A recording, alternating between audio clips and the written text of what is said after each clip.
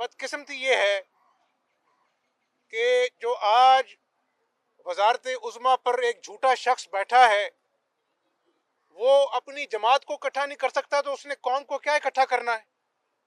طرح طرح کی باتیں اس کی اپنی جماعت میں اس کے خلاف ہوتی ہیں. تو یہ کیسا شخص ہے کہ جس کو اپنی ذات سے اتنا پیار ہے، جس کی انا اتنی اونچی ہے کہ وہ ملکی معاملات میں بھی اپنی انا کو ترجیح دیتا ہے؟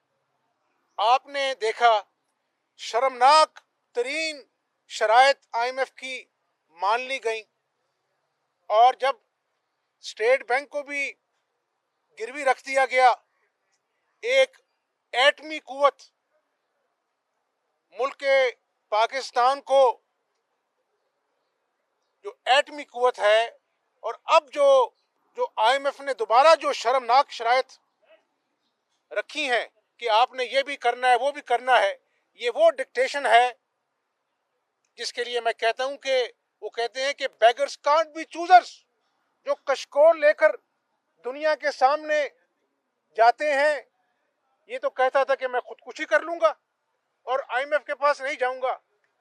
میں یہ نہیں کہتا کہ قرضہ لینا گناہ ہے، لیکن جب قرضہ لینا چاہیے تھا اس وقت اس نے وقت ضائع کر دیا. اس کو سمجھ ہر بات جو ہے وہ 6 مہینے بعد آتی ہے اور پھر کہتا ہے میں نے غلطی کر دی. خود ہی کہا تھا کہ آئی ایم ایف کے پاس پہلے جانا چاہیے تھا، ہم بعد میں لیٹ گئے. کبھی اس کو بھول جاتا ہے، اس کو گھر میں کوئی یاد کراتا ہے کہ یہ وزیر اعظم ہے، خود بتاتا ہے قوم کو. یہ ایسا شخص ہے کہ جس کو بولتا پہلے ہے سوچتا بعد میں ہے. اور عمران نیازی صاحب، تم نے جو اس قوم کو سبز باغ دکھائے تھے وہ اللہ نے بے نقاب کر دیے ہیں.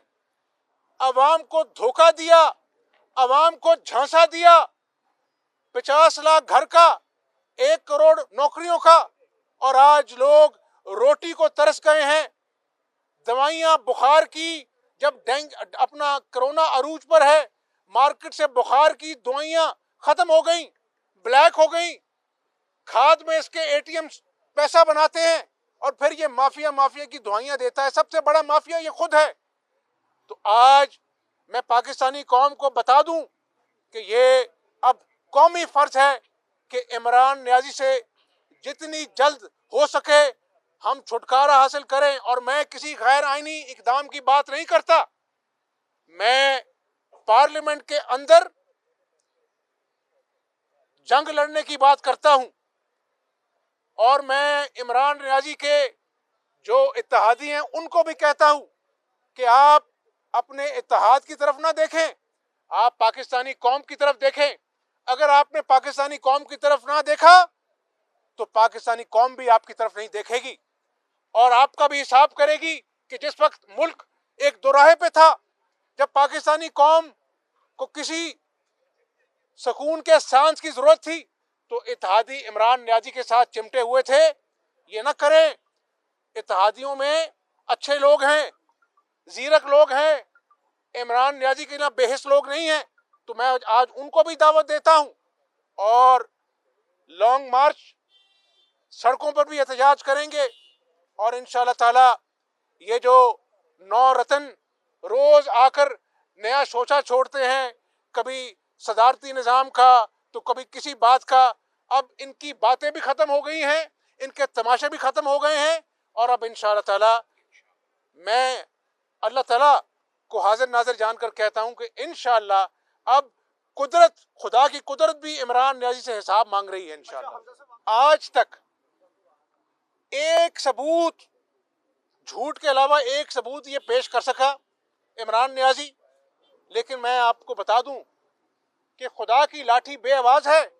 آج وہ جو اسکروٹنی کمیٹی ہے الیکشن کمیشن کی، اس کی رپورٹ چیخ چیخ کر کہہ رہی ہے کہ عمران نیازی سب سے بڑا چور ہے، عمران نیازی سب سے بڑا منی لانڈرر ہے.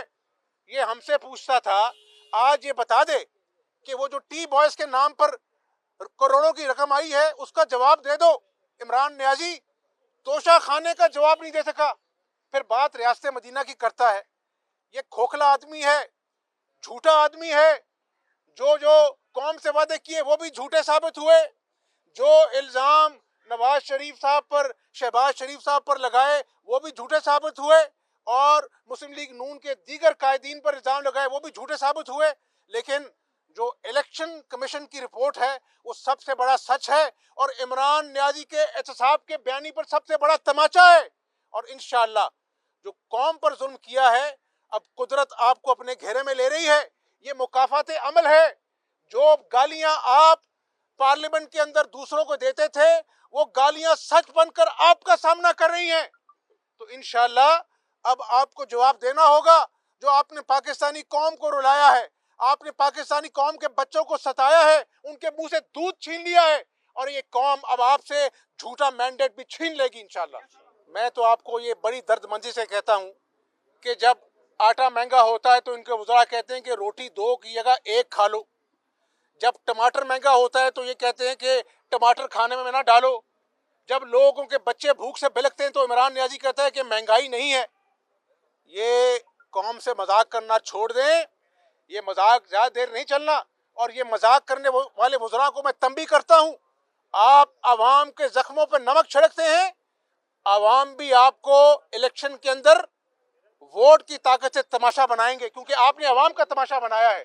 तो मेरी दुआ है दोबारा से एक पाकिस्तानी के नाते कि अल्लाह ताला हम सबको मुत्तहिद करे और हम मिलकर इस दहशतगर्दी का मुकाबला करें और इस पाकिस्तान की डूबती हुई मईशत को दोबारा से डगर पर डालें।